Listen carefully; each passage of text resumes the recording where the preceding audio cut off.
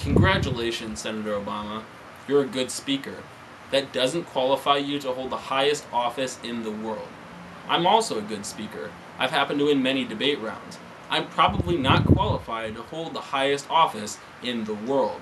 You inspire people by bringing up the issue of race and talking about having no more divides. Yet when you speak about race, who applauds the most? The black people.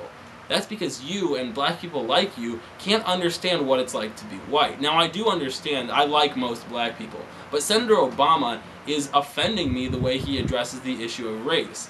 What he talks about is how the blacks are a community is being oppressed, but what you don't realize is that white people are so afraid to talk about the issue of race, especially white Democrats I empathize with, because if they say one thing wrong, one thing that can be construed as offensive, then, hey, they're racist and they've done the wrong thing. And on the other extreme, in order to be accepted into that culture, you have to say things like, oh, we should make reparations for what's happened in the past. And those things are obviously ridiculous. So when it comes to race, that's just not a unifying issue for this nation.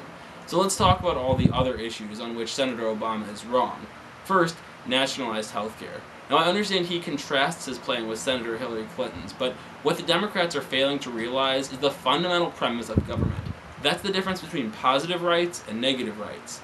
Negative rights are what the Founding Fathers set up. They said we should protect the people's rights and allow them to exercise them however they want, to do whatever they want as long as it doesn't hurt anyone else. However, they realized that when we talk about positive rights, providing rights to people positively, that always hurts someone else. Now, you may not think that you getting health care is going to hurt anyone else, but where do you think taxes come from? The reason we're in an over $3 trillion deficit right now, and it's not getting any better, is because our government thinks it's okay just to give things to people, to use these positive rights. But instead, we need to get back to our traditional roots and do what the government was founded to do and protect the people rather than give to the people. So that's why Senator Obama is wrong on nationalized health care. He's also wrong on the war in Iraq.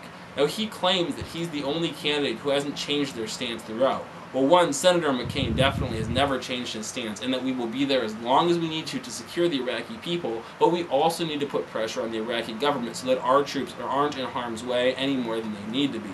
However, Senator Obama has also changed his position. Sometimes he's so against the war in Iraq he wants to bring them home as soon as possible, but when he's speaking to more moderate offices or more moderate groups, he'll say things like, well, we need to finish the job now that we're there, but it was wrong to go in. Senator Obama, I'm not sure I actually know your position on one of the most important issues of the day, and until that's clarified, I don't think anyone should vote for him. Then let's talk about abortion. Now, I know that this is a fundamental issue that most of us aren't going to agree on based on a YouTube video.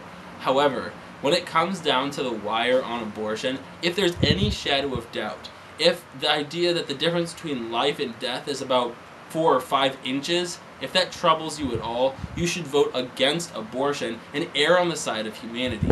Yes, it may hurt the woman in the short run. However, in the long run, the effects that come with getting an abortion are going to haunt you for the rest of your life, whereas giving someone up for adoption can be a positive contribution to society that you feel good about later, and maybe when you're in a better place, can actually contact that child. So when it comes to abortion, I would say err on the side of caution, and instead vote pro-life versus voting pro-choice. I'll have another video commenting more on why Senator Obama is not the best candidate, but for now, I'm out.